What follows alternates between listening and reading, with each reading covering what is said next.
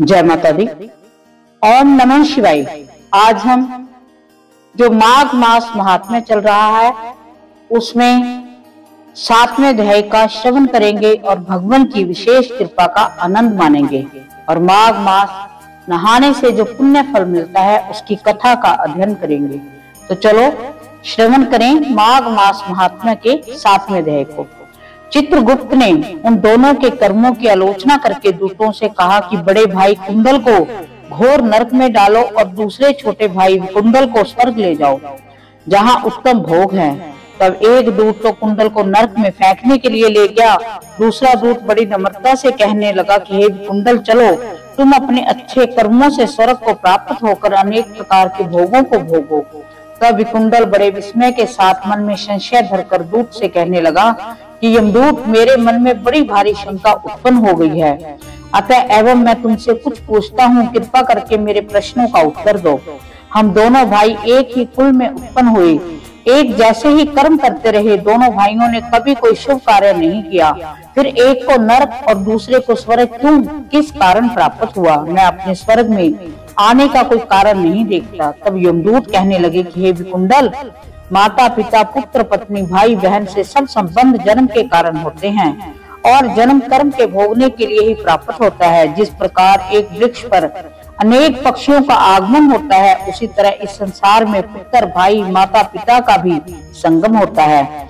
इनमें से जो जैसे जैसे कर्म करता है वैसे ही फल भोगता है। तुम्हारा भाई अपने पाप कर्मों से नरक में गया, तुम अपने पुण्य काम के कारण स्वर्ग में जा रहे हो। तब कुंडल ने आश्चर्य से पूछा कि मैंने तो आज जन्म कोई धर्म का कार्य ही नहीं किया, सदैव पापों में ही लगा रहा। मैं अपने पुण्य के कर्म को नहीं जानता। यदि तुम मेरे पुण्य के कर्म को जानते हो तो कृपा करके बतलाएं।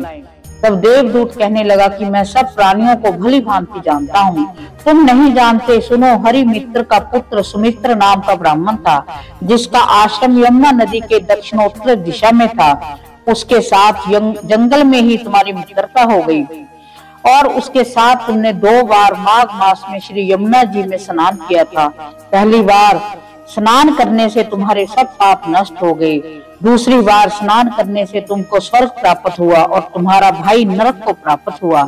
दत्तात्रेय जी कहने लगे कि इस प्रकार वह भाई के दुखों से अति दुखित होकर नम्रता पूर्वक मीठे वचनों से दूतों से कहने लगे कि हे दूतों, सज्जन पुरुष के साथ साथ पग चलने से मित्रता हो जाती है और यह कल्याणकारी होती है। मित्र प्रेम की चिंता न करते हुए तुम मुझको इतना बताने की कृपा करो कि कौन से कर्म से मनुष्य यमलोक को प्राप्त नहीं होता, क्योंकि तुम सर्वज्ञ हो। इस प्रकार हमने माघ मास महात्म्य के 7वें अध्याय को श्रवण किया। हम भगवान से प्रार्थना करते हैं कि हे भगवान, आप हम पर असीम कृपा अपनी प्रदान करें और इस महात्म्य का जो पुण्य प्रभाव है वो हमको भी दें। आपका आशीर्वाद हम पर बना रहे।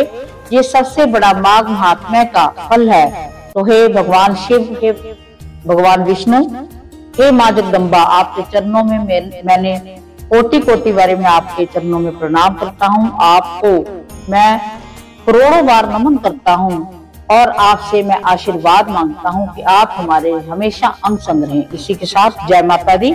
ओम नमः शिवाय।